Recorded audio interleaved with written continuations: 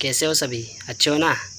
तो आज का हमारा टॉपिक है 20 ऐसे नुकसान हस्तमैथुन से, 20 बड़े नुकसान, दुष्परिणाम जिसको आप सुनकर चौंक जाएंगे। मैं बताने वाला हूँ, पूरा लिखा हुआ है मैंने, ठीक है? तो मैं बताने वाला हूँ एक एक करके। देखो, हस्तमैथुन का अगर जब तक तुम नुकसान नहीं सुनोगे कि हस्तमैथुन करने से, गंदी क्रिया करने से, कुक्रिया करने से क्या दुष्परिणाम होते हैं, क्या क्या सहन करना पड़ता है, तब तक तुम इसे छोड़ नहीं सकते। ये मैं गारंटी दे रहा हूँ, ठीक है? तो पहले इसके दुष्परिणाम समझ लो, उसके बाद छोड़ने की बात करेंगे। दुष्परिणाम, चलो तो स्टार्ट करते हैं। तो जो सबसे पहला दुष्परिणाम है वो है, शरीर क्या है आपका पूरा कमज़ोर हो जाता है। इसके साथ शरीर में प्रोटीन और कैल्शियम की कमी हो जाती है। तो प्रोटीन और कैल्शियम की कमी होगी तो आपको पता ही है कि फिर प्रोटीन की कमी है तो शरीर पनपेगा नहीं, है ना? पोषण की कमी हो जाएगी। और कैल्शियम की कमी है तो हड्डियां कमज़ोर होगी और पूरा शरीर दर्द करेगा, हड्डियां दर्द करेगी, ठीक है? तो ये पहला लक्षण है, सुन लेना। जिसको हो रहा है सावधान हो जाओ, छोड़ दो। दूसरा है कि हस्तमैथुन से घबराहट। तो घबराहट तो होती है भैया, पता है ना? घबराहट तो खूब होगी, पता ही है तुमको।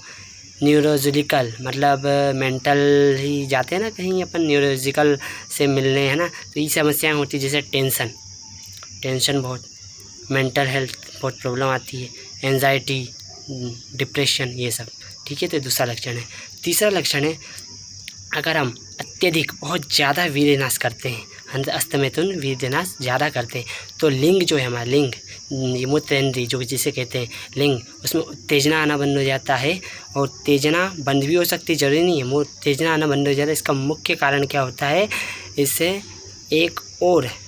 आपका शीघ्र पतन होता है। शीघ्र पतन, हाँ। और उत्तेजना नहीं आएगी तो ये समझ जाओ। और शीघ्र पतन भी होता है। एक तो उत्तेजना नहीं आती है, आपके लिंग पे इफेक्ट पड़ता है। एक तो उत्तेजना नहीं आती है और दूसरा शीघ्र पतन, मतलब जैसे जब आपकी शादी होगी, है ना, तो एक तरीके से बीवी संतुष्ट ना हो, मतलब वही समझ लीजिए, ठीक है? तो क्या है? शीघ्र पतन, है ना? आप इसके बारे में और डिटेल निकाल लीजिएगा, या तो मैं इसके बारे में टॉपिक में वीडियो बना दूँगा, आप कमेंट में बता दीजिएगा। तो ये तीसरी प्रॉब्लम होती है। और जो चौथी प्रॉब्लम है, हस्तमैथुन अगर आपने एक बार भी कर लिया तो उसकी आदत पड़ जाती है। आप चाहे कितनी भी कोशिश कर लो, छोड़ सकता है इंसान दृढ़ संकल्प लेके, लेकिन इसकी अगर आदत पड़ जाए तो इंसान एक बार में तो नहीं छोड़ सकता, टाइम लगता है। इसको बार बार करने का मन करता है, ये आदत बन जाती है, ठीक है? आसानी से नहीं छोड़ा जा सकता, लेकिन छोड़ा जा सकता है। यह चौथा लक्षण। फिर पांचवा लक्षण है, हस्तमैथुन आपकी नींद आपन बनाता है और अपने शुक्राणु को स्खलन के बाद ज़्यादातर समय सो रहे होंगे। आप एक लानत का अनुभव करने लगेंगे, समझे? और जो छठा है नुकसान, वो है हस्तमैथुन करने से दिमाग और आत्मा में तनाव और खिंचाव होता है। अपने जो दिमाग है, दिमाग की तो बहुत प्रॉब्लम आती है, मैंने पहले भी वीडियो में बताया है, और ये एक और वीडियो बना रहा हूँ कि आप सावधान हो जाओ, ये क्रिया ना करो, ठीक है? दिमाग और आत्मा में खिंचाव होता है। और सातवां लक्षण है जो हमारा, वह हस्तमैथुन हमें मनोविज्ञान रोग से भी प्रभावित करता है, ठीक है? हस्तमैथुन करने से हमें बहुत बुरा लगता है, जो हानिकारक है, बुरा लगता है, गिल्टी फील होता है ना, गलानी फील होती है, बहुत बुरा लगता है, बहुत रोना आता है, ऐसा लगता है कि यार हमने क्या कर दिया, ये गंदी क्रिया नहीं करनी चाहिए थी।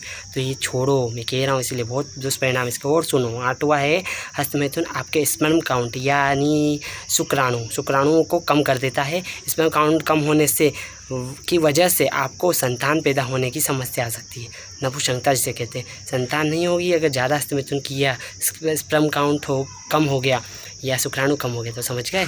और नौवां, ये सबसे बड़ा है, मतलब सोच सकते हो तुम क्या हो सकता है बाद में जाकर। अभी तो मज़े कर लोगे, बाद में क्या होगा तुमको पता है। 9वें लक्षण में जो हस्तमैथुन है ना, वो आपका समय पूरा बर्बाद कर देता है। आपने एक भी बार हस्तमैथुन कर लिया ना, आपका पूरा दिन समय बर्बाद, मतलब एक तरीके से वो समय बर्बाद ही करता है।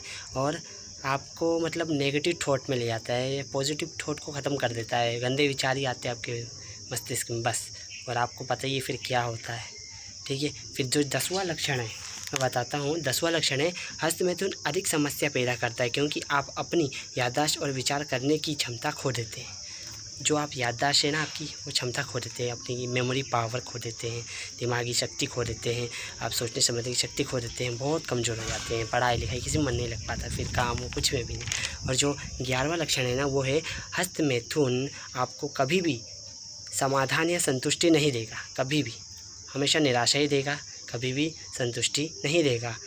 लेकिन ऐसा लगता है कि हस्तमिथुन हमें सुख देता है, लेकिन ये गलतफहमी है। ये मन हमें भड़काता है, मन के भड़कावे में नहीं आना है, हमें अपने दिमाग की सोचनी है, हमें अपनी सोचनी है कि नहीं ये गलत है, ये गलत है, ये गलत है, ठीक है। और जो 12वां लक्षण है आपको वास्तविक दुनिया से अलग करने के लिए मजबूर करता है, वह इंसान अपने आप में अकेलापन महसूस करने लगता है, समझे, अकेलापन हो जाता है बहुत ज़्यादा। फिर जो 13वां लक्षण है वो है हस्तमिथुन यौन अंगों की नाजुक और महीन नसों को कमज़ोर करता है, जिस कारण नपुंसकता अर्थात कभी बच्चा पैदा ना कर पाना, समझे। जो हस्तमिथुन होता है ना वो मतलब हमारे जो यौन अंग हुए है ना वो उसकी नसें है ना कमज़ोर हो जाती है और हम नपुंसक हो जाते हैं और हम बच्चा नहीं पैदा कर पाते, है ना, समझ गए ना। इसीलिए घातक है बहुत हस्तमिथुन, छोड़ो कह रहा हूँ मैं। फिर जो हमारा 14 लक्षण है 14वां वो है हस्तमिथुन नेत्र दृष्टि को कमज़ोर कर दे। जो हमारी आंखों की दृष्टि है ना उसे बहुत ज़्यादा कमज़ोर कर देता है, आंखों पर चश्मा लग जाता है और हमें कुछ भी अच्छे से दिखाई नहीं देता, धुंधला दिखाई देता है, किसी किसी को ग्लूकोमा, बहुत सारी चीज़ें हो जाती है। और जो 15वां लक्षण है वो अत्यधिक अगर वीरनाश आपने किया है करने वाला व्यक्ति डिप्रेशन, है ना, अवसाद, डिप्रेशन में और एंजाइटी का भी शिकार हो जाता है और इंसान बिना वजह ही दुखी होने लगता है, कोई वजह नहीं, किसी भी वजह से वो दुखी हो जाता है, उसकी कोई वजह नहीं रहती, बस हमेशा दुखी रहता है। फिर जो 16वां लक्षण है अत्यधिक हस्तमिथुन करने से इंसान अपनी एकाग्रता पर या फोकस को खो देता है, फिर उसका मन कहीं भी नहीं लगता, चाहे वह पढ़ाई हो या कोई भी काम हो। इसे मैंने पहले ही बताया, अभी बता रहा हूँ, किसी में मन नहीं लगता, ठीक है। और फिर जो हमारा 18वां लक्षण है वो है 17वां लक्षण, ठीक है।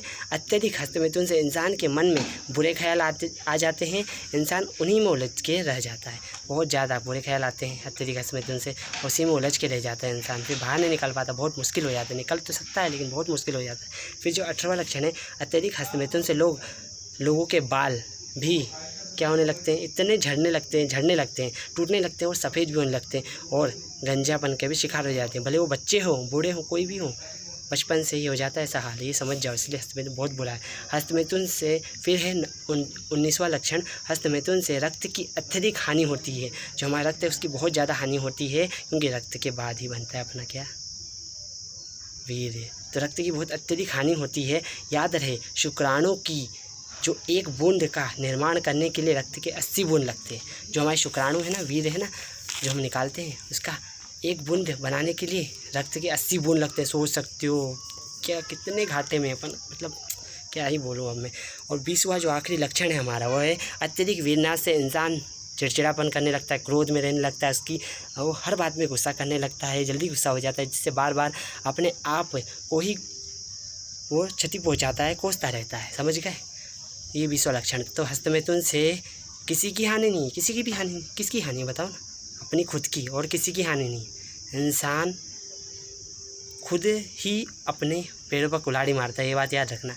और उभरना है तो इससे उभरो। मैं इससे और भी लेटेस्ट वीडियो लाऊंगा। अगर किसी भी टॉपिक इन 20 में से किसी भी टॉपिक पे वीडियो चाहिए कि इसे कैसे सही करें, क्या है सब कुछ, तो मैं आपको वीडियो लाऊंगा। और चैनल को सब्सक्राइब कर ले, अच्छे में आपको इतने अच्छे तरीके से समझा रहा हूँ, है ना। तो चैनल को सब्सक्राइब कर ले, लाइक करना और दोस्तों के साथ शेयर करना, उन्हें बताना कि क्या नुकसान होते हैं, वो भी छोड़े, ब्रह्मचार्य का पालन करें। चलिए मिलते हैं नेक्स्ट वीडियो में।